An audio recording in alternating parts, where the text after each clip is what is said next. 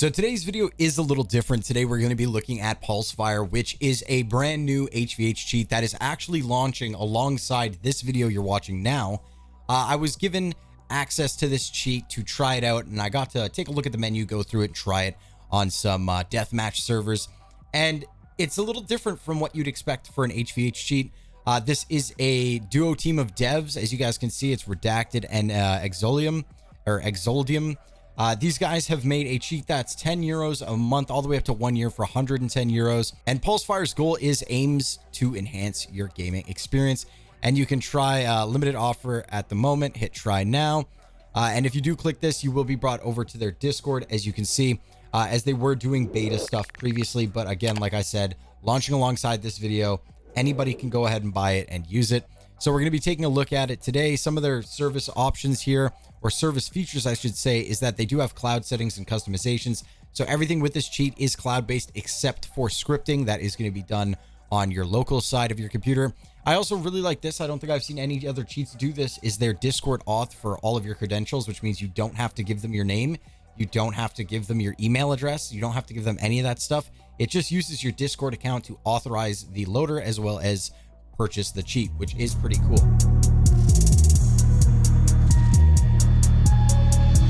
Hard drive loaded up, lost, double encoded, what? Zip up all your drink. The intro of this video is sponsored by Spotify. If you guys are looking for a place to get all these Spotify premium features for a fraction of the price, make sure to check these guys out at the link in the description. From plans starting at just $4 all the way to $23, we're talking monthly and yearly subscriptions. You do get every single feature that Spotify offers for a fraction of the cost, as mentioned before. I personally tested this with Busy's account and it was flawless. Within 5 minutes, I was upgraded and ready to go. They offer many different kinds of crypto payments on the website, and if you do want access to PayPal, all you have to do is join the Discord, and that will be linked in the description as well. Thank you so much, Spotify, for supporting and sponsoring my channel for this intro, and I will see you guys in game. So once we open the loader here, we have login and about. So if we hit login here, it is going to open a window, and you can see that PulseFire is asking to see my username, avatar, and banner. I'm going to hit authorize.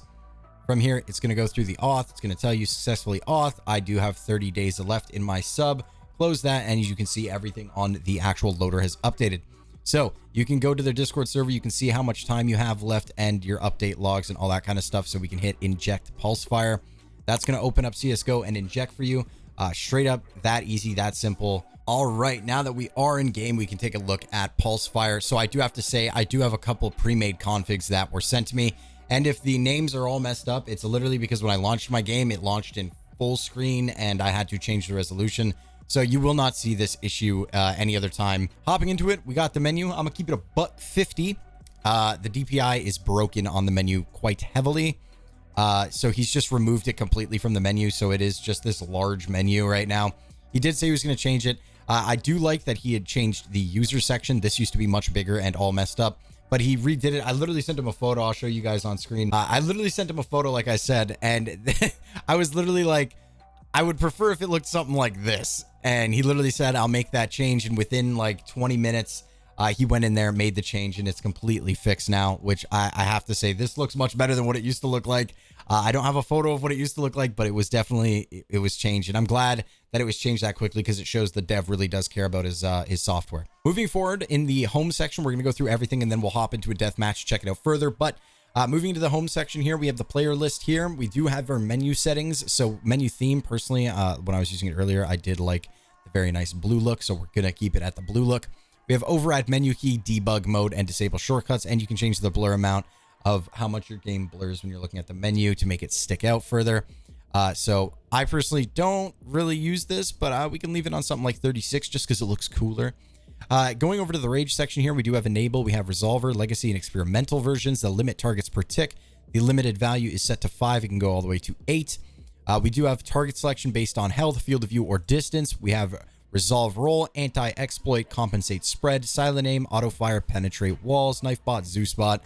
We have Zeus bot hit chance and save points for normal, none, or strict.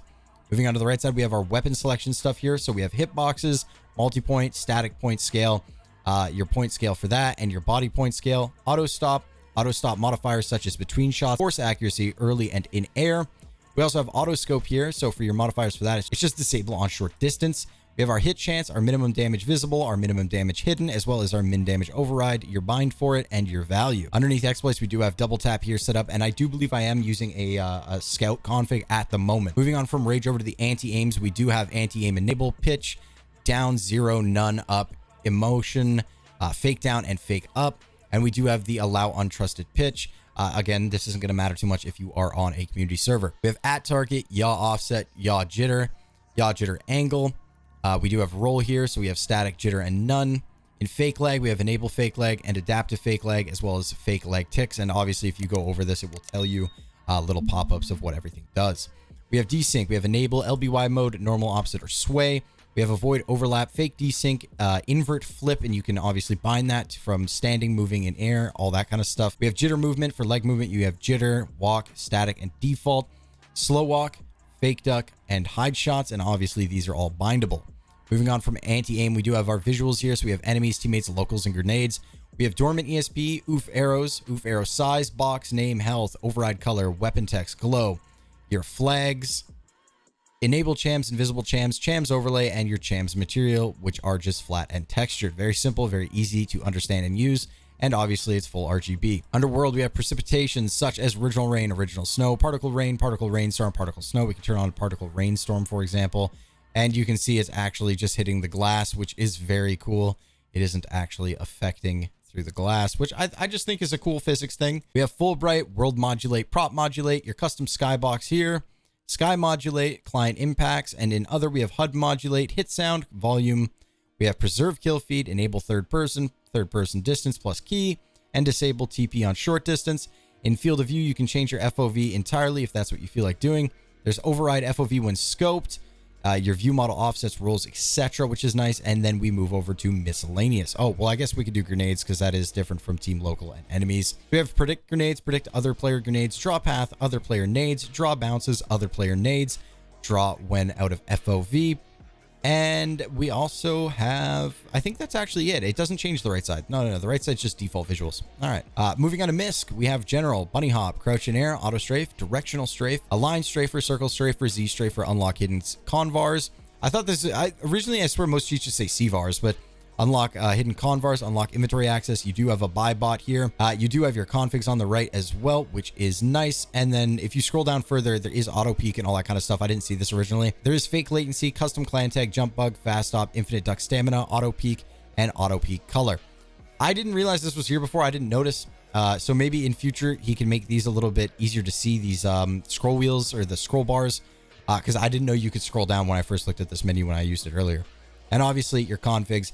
And right now I have the scout config, multi, and auto. These were given to me by the owner, so we are going to be testing out his configs and seeing how they work. Obviously, if he's the creator of the cheat, he probably has some hidden sauce. And again, because everything is just completely based off of a cloud system, you can do something called cloning configs, where you type the name of the config, and then you get the config ID from whoever's config you're sharing with, and hit save, and it will load like that. We also have scripts here, and I do have the adaptive weapon switch Lua, which is going to be used by default in the multi little thing that I have there, which is just a multi-config. Skin changer is nothing to go home about. It's literally just a skin changer. So choose gloves, hit enable. You can change your seed, stat track, wear. It is definitely just a very simple thing. And yeah, overall, I don't like the menu. If I'm going to be completely dead honest, I think that the menu is the first thing you see and the first thing you judge off of in a sheet.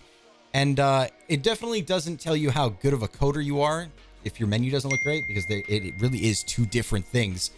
Being a good developer on the back end side of things definitely has nothing to do with your GUI. But at the end of the day, I'm trying my best not to judge the cheat based on the GUI, and I really hope you guys at home aren't either. But let's hop into a game and see how good this thing is. As we get into a little bit of gameplay here, I just wanted to say that I do apologize for the fact that the audio has been so messed up in this video. If you guys can't tell, I've had to handbrake remix this recording just to get my audio to work. I recorded a bunch of shit and my audio just died. And that's because when I upgraded to the new GPU, I wanted to try the new audio features and recording features of the 40 series graphics cards from NVIDIA. And basically it made it so that Premiere Pro literally could not read my audio files because they're considered advanced audio codecs or AAC, but these ones are AALC. key, which dude, it's so confusing. I will fix this for future videos. I'll go back to my old audio recording settings, but all in all, I hope you guys like the visual upgrade because I found out that I can record in super high quality now, and that's kind of what matters. I'm so sorry, but PulseFire video will be coming soon and a stream with it very soon as well.